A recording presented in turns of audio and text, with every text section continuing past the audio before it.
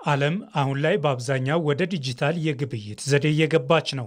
ኢትዮጵያም የዲጂታል ግብይትን ለማስፋት ባለፉት የለውጥ ዓመታት ተግባራዊ በተደረገው ዲጂታል ኢትዮጵያ 2025 እና በይፋ በጀመረው የዲጂታል ስትራቴጂ 2030 በትኩረት እየሰራች ትገኛለች።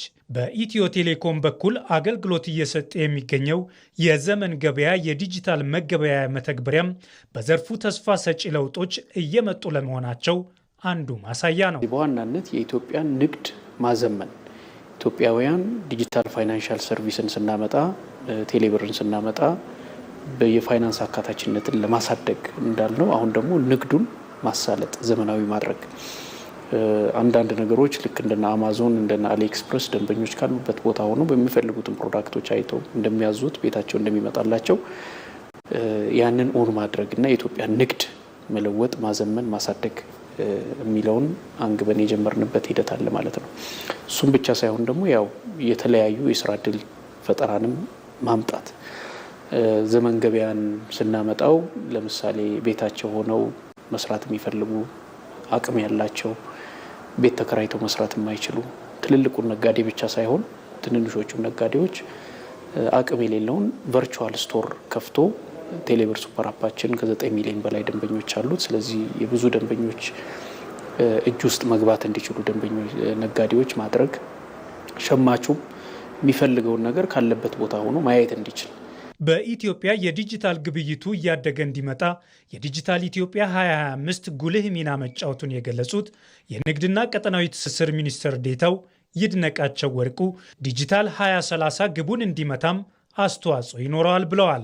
ኢኮሜርስ እንግዲህ ጠቅለል አድርገን ስናየው አጠቃላይ በኦንላይን የሚደረጉ ግብይቶችን በዌብሳይት ሊሆን ይችላል፣ በአፕሊኬሽን ሊሆን ይችላል፣ በአጠቃላይ ኦንላይን የሚደረጉ ግብይቶችን የሚወክል ቃል ነው። እንግዲህ ዲጂታል የትልቁ የዲጂታል ኢኮኖሚ አካል ሲሆን እንግዲህ አገራት በተለየ መልኩ ኮምፔት እያደረጉ ለምሳሌ ቻይና በዚህ ዓመት ከ46 ትሪሊየን በላይ በዚህ ዘርፍ ለማግኘት ቻለች።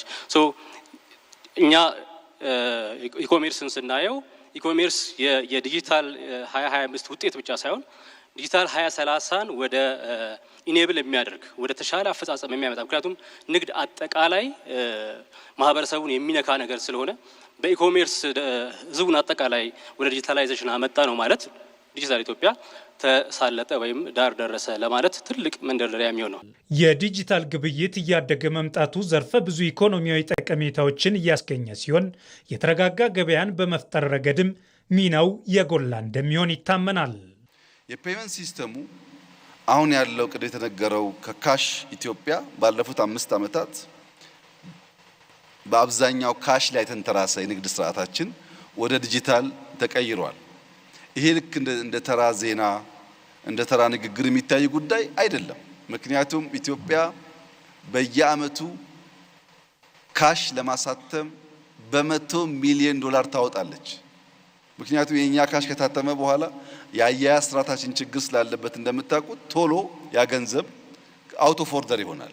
ዘመን ገበያን እንደ ኤግዛምፕል ብንወስድ በየዓመቱ በሚመጡ በዓላት ከዚህ ቀደም የነበረው የበግ ዋጋ ወይ ሽንኩርት ዋጋ ወይም የሆነ ኮሞዲቲ ላይ በንግድ ስርዓቱ መሃል ላይ ባሉ ሰዎች ይፈጠር የነበረውን አነሰሰሪ የዋጋ ውድነት በከፍተኛ ደረጃ ቀንሷል። ፈላጊና ሻጭ በቀጥታ ያገናኛል። የዲጂታል ግብይቱ በኢትዮጵያ ይበልጥ እያደገ እንዲመጣ አስፈላጊ መሰረተ ልማቶችን ማሟላት ላይ በትኩረት እንደሚሰራም ተገልጿል።